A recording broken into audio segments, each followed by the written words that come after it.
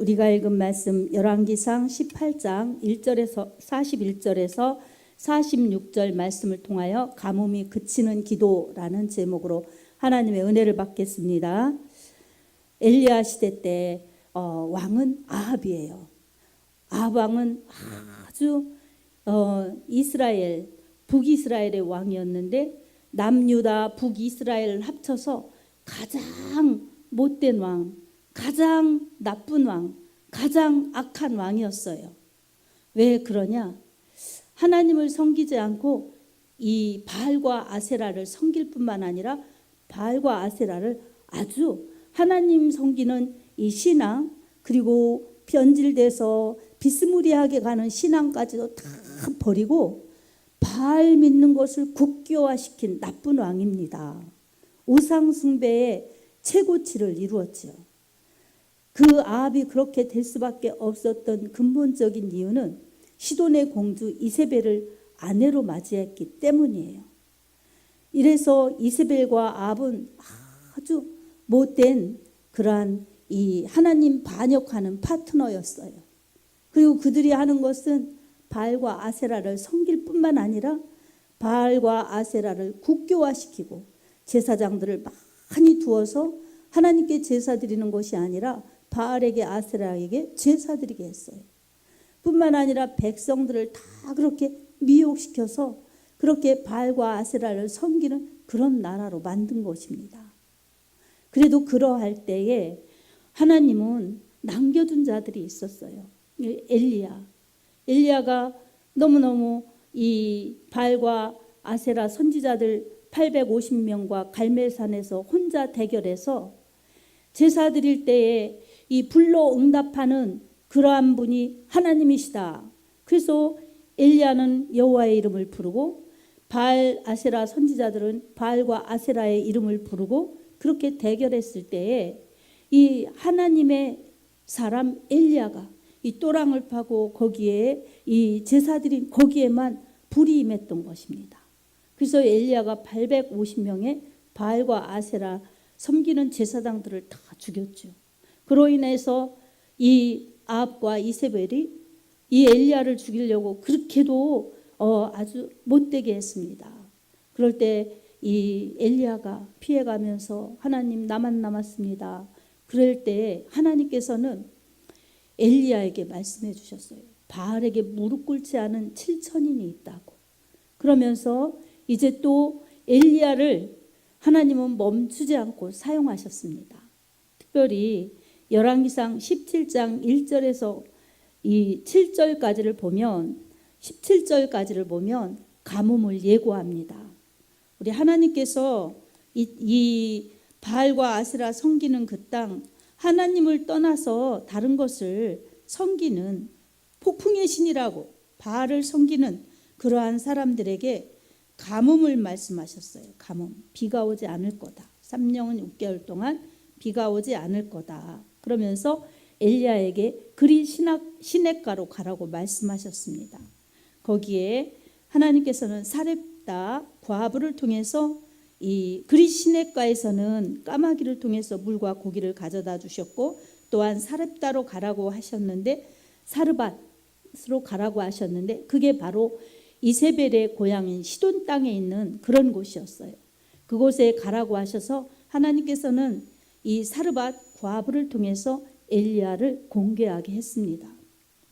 내용을 보면 열왕기상 17장 8절에서 16절까지인데 사르밧의 과부가 들 밖으로 나와서 나뭇가지를 주었어요.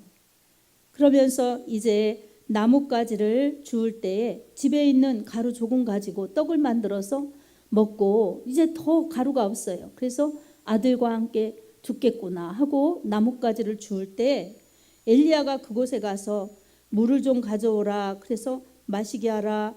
그리고 나서 이제 가지러 갈 때에 엘리야가 그를 불러서 말씀합니다.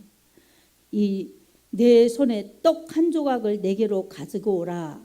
그러니까 그 과부가 당신의 하나님 여호와께서 살아계심을 두고 맹세하노니 나는 떡이 없고 다만 이 통에 가루 한 웅큼과 병에 기름 조금뿐이라. 내가 나뭇가지를 들어 주워다가 나와 내 아들을 위하여 음식을 만들어 먹고 그 후에는 죽으리이다. 이렇게 대답한 겁니다. 우리 당신에게 드릴 떡 없어요. 그리고 우리 이제 한 번 먹고 말 가루밖에 없기 때문에 그거 만들어서 이제 떡을 만들어서 나랑 아들이랑 먹고 죽을 수밖에 없어요. 이렇게 자기 사정을 말한 것입니다. 그런데 엘리야가 말합니다. 두려워하지 말고 가서 내 말대로 하려니와 떡 만들으라는 거예요. 먼저 그것으로 나를 위하여 작은 떡 한 개를 만들어 내게로 가져오고 그 위에 너와 내 아들을 위하여 만들라. 이렇게 말씀했습니다. 이것은 세상의 계산으로는 안 맞는 것입니다. 그 사르밧 과부는 알고 있어요. 그 양이 조금이기 때문에 둘이 먹기도 어쩌면 부족할 수 있어요. 근데 하나님의 사람인 것은 알았어요. 근데 하나님의 사람이 이 기도해주고 축복해주고 더 주고 그러면 좋으련만 야속하게도 그 떡을 만들어서 우선 하나님의 사람인 나에게 먼저 가지고 오라고 이렇게 말하는 것입니다. 만들 양도 부족하지만 자기들이 먼저 먹어야 아들을 죽이지 않는데 이렇게 가지고 오라니 이 사르밧 과부는 황당했을 것입니다. 그렇지만 하나님의 사람인 엘리야는 두려워하지 말라고 말합니다. 그리고 내가 하려고 했던 것 해서 나에게 먼저 가지고 오라. 이렇게 말했던 것입니다. 하나님의 사람이 이런 상황에서 이렇게 말하기가 더 쉽지 않았을 것입니다. 축복하고 기도하고 더 나누어줬으면 좋겠다. 이런 마음이 더 들었을지도 모릅니다. 하지만 하나님께서 주신 감동으로 하나님의 사람은 그 과부에게 미안한 마음도 있을지 모르지만 당당하게 그렇게 요청했던 것입니다. 그런데 놀랍게도 이 말을 들은 과부는 열왕기상 17장 15절에 보면 그가 가서 엘리야의 말대로 하였습니다. 그와 엘리야와 그의 식구가 여러 날 먹었어요. 마치 이것은 오병이어의 기적을 미리 체험하는 것 같습니다. 어린아이가 가지고 온 그 오병이어를 주님께 바쳤을 때에 들판에 허기졌던 장정만 5,000명이나 먹고도 남았던 것처럼 이렇게 하나님의 사람에게 하나님을 공개하는 믿음이에요. 그렇게 하나님의 감동대로 했더니 그렇게 다 같이 먹고도 여러 날 지냈습니다. 그리고 중요한 것은 또 엘리야에게 그렇게 선대한 그 가정을 축복하셨어요. 하나님이. 그래서 16절에 보면 여호와께서 엘리야를 통하여 하신 말씀과 같이 통의 가루가 떨어지지 아니하고 병의 기름이 없어지지 아니하였더라. 이렇게 말씀합니다. 이처럼 하나님의 종의 입술에 하나님은 말씀을 주셔서 그렇게 선포된 말씀, 전파된 말씀이 실상이 되도록 역사하십니다. 믿는 곳에, 순종하는 곳에 역사하십니다. 똑같은 하나님의 말씀이지만 믿지 않는 곳에는 하나님이 역사하지 않으십니다. 순종하지 않는 곳에는 하나님의 기적이 일어나지 않고 말씀의 실상이 나타날 수 없습니다. 그래서 하나님께서 하나님의 종들을 통해서 하나님이 말씀하시면 그 종들은 말아야 되고 상황과 형편, 논리 따지지 않고 하나님이 말씀하신 그대로 전달해야 됩니다. 그렇게 전달하면 말씀하신 하나님이 책임지십니다. 아멘. 그래서 아까도 제가 예배 드리기 전에 찬송 시간에 얘기한 것 여러분 그거 하나님이 주신 감동이 틀림없으시다면 저는 믿고 선포했어요. 그리고 기도할 것입니다. 그러면 누가 역사하시느냐? 가마 감동 주신 하나님이 믿음의 실상으로 나타나게 하실 줄을 믿습니다. 하나님의 역사는 이렇게 먼저 감동을 주시고 말씀을 주시고 그 다음에 믿음과 순종이 병행하는 곳에 반드시 하나님은 역사하십니다. 이런 사역 가운데 어려움도 겪고 또한 은혜도 누리면서 엘리야는 묵묵히 이렇게 사역하고 있었습니다. 근데 3년 6개월 동안 비가 오지 않는다고 우리 하나님께서 말씀하셨는데 참 하나님의 말씀과 같이 비가 오지 않았어요. 근데 오늘 본문 내용에서는 이제 엘리야가 아합에게 말하는 거예요. 올라가서 먹고 마시소서. 큰 빗소리가 들리나이다. 큰 빗소리가 있나이다. 이렇게 선포하는 겁니다. 비가 오지 않아서 다 식물이 마르고 동물도 그저 허덕이고 이런 사람도 지치고 이렇게 생명의 위급함이 있고 정말 경제 곤란함이 있고 여러 가지 좋은 게 없는 시대죠. 이렇게 3년이 넘게 이 비가 오지 않으면 지금처럼 무슨 이 농수 시설이 잘 되어 있는 것도 아니고 그저 천수다. 하늘에서 비와 이슬 이런 것을 주셔야 사는 이 팔레스타인 이스라엘 땅이었어요. 근데 비도 오지 않고 또 이슬도 오지 않았던 것입니다. 우로.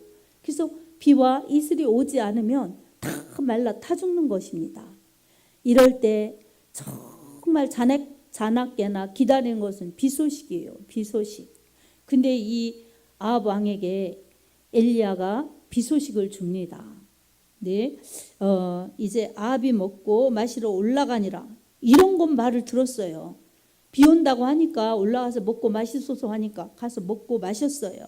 엘리야가 갈멜산 꼭대기 올라가서 땅에 꿇어 엎드려 그의 얼굴을 무릎 사이에 놓고 기도한 겁니다. 쉬운 기도 자세가 아니에요. 그 갈멜산 꼭대기에 올라갔으니 그곳에 올라가서 오로지 하나님의 도우심만 바라보고 하나님의 응답만 기대하면서 간절히 기도했던 것입니다. 정말 이 땅에 무릎 꿇고 얼굴을 그 무릎 사이에 놓고, 여러분 그게 쉽겠어요? 얼마나 간절한 마음으로 기도하면 이렇게 절박하게 기도하겠습니까? 그렇게 기도하다가 사원에게 말합니다. 올라가 바다 쪽을 바라보라. 그가 올라가 바라보고 말하되 아무것도 없나이다. 이르되 7번까지 그리하라. 바다 쪽을 바라보라는 것은 저쪽 지중해 쪽을 바라보라는 거예요. 그쪽에서 비구름이 혹시나 떴나 바라보라는 겁니다. 없다고 하니까 7번까지 가보라고 그럽니다. 7번째 그 사람이 사환이 갔다 와서 말합니다. 바다에서 사람의 손바닥만한 크기의 작은 구름이 일어나나이다. 그러자 엘리야가 그렇게 말합니다. 올라가 아합에게 말하기를 비에 막히지 아니하도록 마차를 갖추고 내려가소서 하라 하니라. 이렇게 말합니다. 이게 뭐냐? 우리나라는 비가 오면 이제 그렇게 위험하지 않아요. 금방. 근데 이 이스라엘은 그렇지 않습니다. 지형이 달라요. 그래서 비가 막 오면 이 지형이 달라질 수 있어요. 이 들판 같은 모래벌판 같은 그런 곳이 와디를 형성해서 갑자기 물이 불어나서 이 침몰되고 그러한 이 지형이 형성될 수 있어요. 그래서 비가 이제 내리네 하고 천천히 가야지 그러면 그 앞에 강이 생기고 그럴 수 있습니다. 시내가 생기고 그러면 거기에 이 갇혀질 수 있어요. 그러니까 빨리 내려가라는 겁니다. 그리고 이제 이 조금 후에 구름과 바람이 일어났어요. 그래서 하늘이 캄캄해지면서 큰 비가 내렸습니다. 하나님께 기도한 가뭄을 그치게 해달라고 한 엘리야의 기도가 응답된 것입니다. 아멘. 아멘입니다. 산 꼭대기에 올라가서 왜 이렇게 혼자 기도했어요? 정말 간절히 기도했어요. 하나님 비를 주소서, 비를 주소서. 얼마나 기도했겠습니까? 아합에게 먼저 공포했습니다. 그리고 비를 달라고 기도했습니다. 비를 달라고 기도하면서 무슨 생각을 했겠습니까? 하나님이 비를 주실 텐데 하나님 비를 주실 것이다. 감동이 있었기 때문에 아합에게 선포한 것입니다. 그런데 기도하지 않으면 의심이 일어날 수도 있었을 것입니다. 선포했는데 비가 만약에 안 오면 아합과 이세벨이 그렇지 않아도 나를 죽이려고 하는데 얼마나 더 죽이려고 혈안이 될까 이러면서 두려움에 빠졌을 것입니다. 하지만 기도하면 두려움이 없어지고 절망이 사라지면서 오히려 하나님이 하실 것이라는 기대와 하나님이 역사하실 것이라는 믿음의 확신이 크게 됩니다. 아멘. 그래서 안 되는 것을 되게 하시는 하나님의 역사는 반드시 기도하는 가운데 이루어집니다. 기적도 기도하는 사람들에게 나타납니다. 말씀을 믿고 기도하는 사람들에게는 하나님께서 역사해 주셔서 기적이 동반되고 문제가 해결되고 질병이 치유되고 그런 놀라운 이적과 은혜를 체험할 수 있습니다. 말씀을 믿고 기도하는 신앙이 이처럼 중요합니다. 엘리야는 하나님이 비가 오게 하실 것이다. 비가 오게 하실 것이다라는 확신을 가지고 하나님 말씀 감화 감동을 믿고 기도한 것입니다. 그렇게 기도하고 선포하였기 때문에 믿음대로 된 것입니다. 아멘. 가뭄이 그칠 것이라는 그거는 그 당시에 정말 현실을 그렇게 바꿔주실 하나님을 기대는 하지만 그것은 너무나 기적 같은 일이에요. 기대는 하지만 좀처럼 이루어지지 않았던 오랜 시간의 간절한 바람이었습니다. 이것을 누구를 통해서 역사하셨느냐? 하나님의 사람 엘리야를 통해서 하나님은 역사해 주셨던 것입니다. 하나님은 비가 올 것이라는 감화 감동을 주셨고 그 비가 오도록 하나님의 역사라는 것을 그렇게 체험하도록 꼭 기도를 통해서 일하셨습니다. 엘리야가 간절히 기도하고 간절히 기도할 때에 엘리야가 선포한 말씀대로 엘리야가 기도한 대로 하나님은 그대로 역사하셨습니다. 그처럼 올 것 같지 않았던 비, 그처럼 내리지 않을 것 같은 그런 비였지만 그 말 끝나고 엘리야가 간절히 기도할 때 하나님은 바로 큰 비가 내리게 해주셨습니다. 오랜 문제였던 정말 죽을 것 같았던 절망의 가뭄을 완전히 해결해 주셨습니다. 할렐루야. 여러분, 여러분의 삶과 여러분의 신앙 속에서도 정말 좀처럼 해결되지 않을 것 같은 그러한 가뭄의 문제가 무엇입니까? 여러분 심령이 메말라 가십니까? 아니면 정말 가정에 복음화가 안 돼서 죽을 것 같은 답답함이 있습니까? 아니면은 경제적으로 곤란해서 정말 내가 이것밖에 정말 안 되나 하면서 나를 보고 환경을 보면서 절망에 빠지지는 않습니까? 여러분 우리는 어떠한 상황과 형편에 지배받기 쉽습니다. 이때 지배받으면은 정말 해결되지 않는 가뭄을 만난 것 같이 점점 메말라지는 거예요. 내 영혼도 메말라지고 내 삶도 빈곤해지고 내 영혼과 삶이 공고해져서 자꾸 가뭄을 만난 식물, 가뭄을 만난 동물, 가뭄을 만난 인생처럼 자꾸 메말라져서 작아지는 겁니다. 하지만 이때 우리에게 필요한 것은 단비와 같은 하나님의 은혜요, 하나님의 역사가 필요합니다. 이때 우리는 기도해야 될 때라는 것을 자각하고 이때 절박한 기도, 간절한 기도, 하나님만을 바라보면서 하나님이 도우실 것이라는 기대감을 가지고 하나님 나의 이 공고한 가뭄을 해결해 주소서. 하나님 이 나의 외로운 가뭄을 해결해 주소서. 하나님 나의 이 척박하고 생계를 위협받는 이 고통의 가뭄을 해결해 주소서. 이러면서 하나님께 간절히 기도해야 됩니다. 엘리야의 하나님, 나의 하나님, 엘리야에게 역사하신 하나님, 나의 하나님 이렇게 부르짖으면서 간절히 기도하면 엘리야에게 이 죽음의 위협 그리고 하나님 말씀을 전하는 사역자로서 이 불신의 세력과 도전의 세력 앞에 무너지고 절망하기 쉬운 상황 속에서 무너지지 않고 절망하지 않고 담대히 사역을 끝까지 잘 완수하는 하나님의 영광을 드러내는 그러한 일을 하기 위해서 반드시 하나님의 도우심이 필요했던 것입니다. 기도할 때 하나님은 넉넉히 이기게 해주셨고 하나님께서 역사해 주셔서 하나님의 승리와 기쁨을 엘리야가 맛보게 하셨습니다. 하나님은 이렇게 좋으신 하나님이십니다. 하나님은 능력의 하나님이십니다. 우리의 가뭄을 즉시 해결해 주실 수 있는 전능자이십니다. 우리가 믿고 기도하는 것이 방법입니다.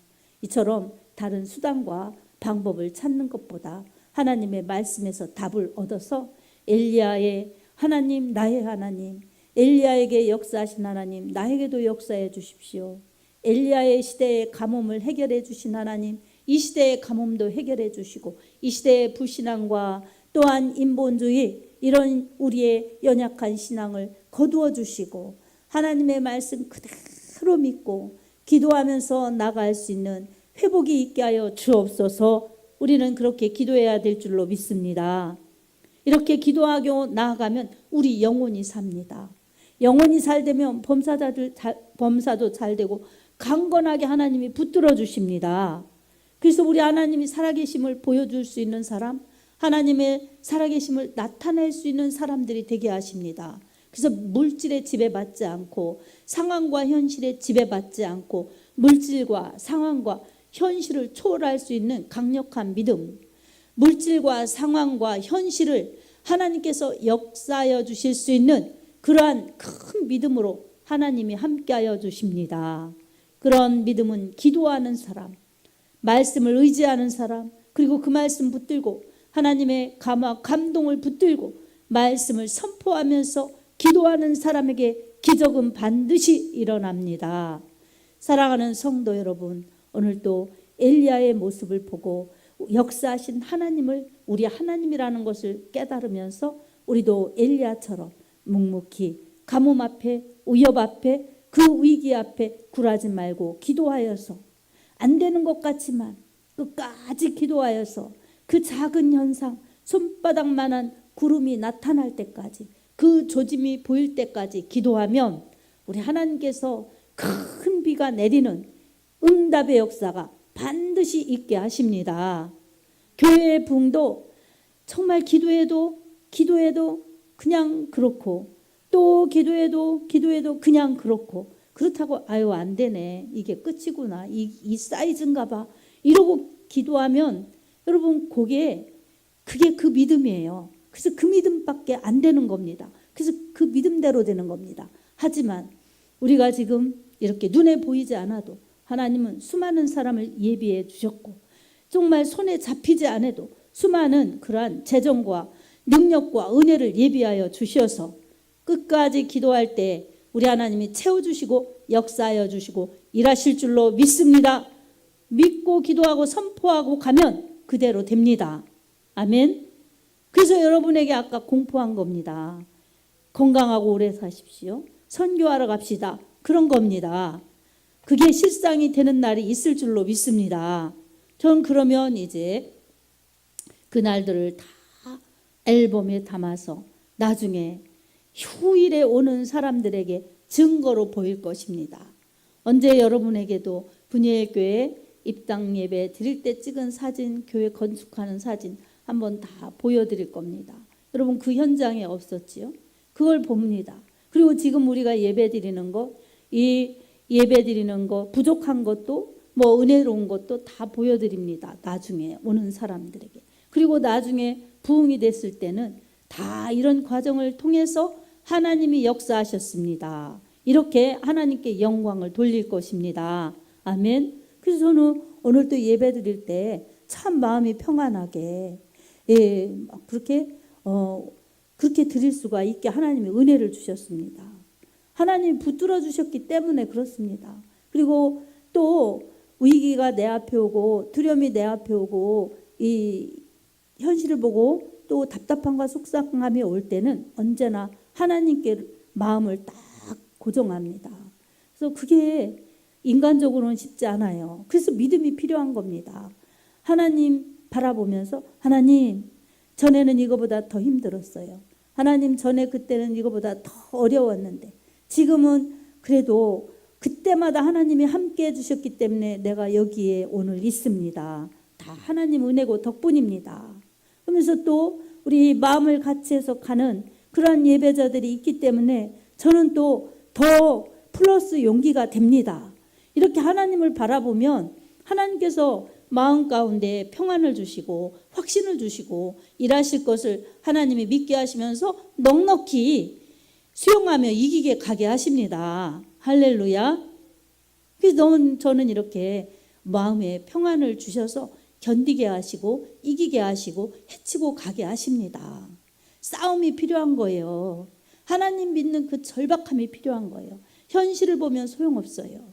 현실 뒤에서 역사하시는 전능하신 하나님의 보이지 않는 힘을 보이는 이 현실보다 더 기대하고 신뢰하고 믿고 나갈 때에 안 되는 것을 반드시 되게 하시고 없는 것을 있게 하시면서 우리의 능력이 아닌 하나님의 능력으로 이끌어 가십니다.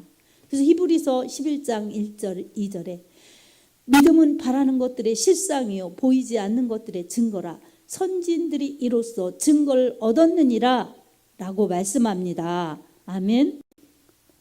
이 보이지 않는 것들의 증거입니다. 제가 보이지 않는 이 감동의 마음의 말을 여러분한테 선포했어요. 근데 보이지 않는 말이 나중에는 실상이 되어버릴 것입니다. 아멘.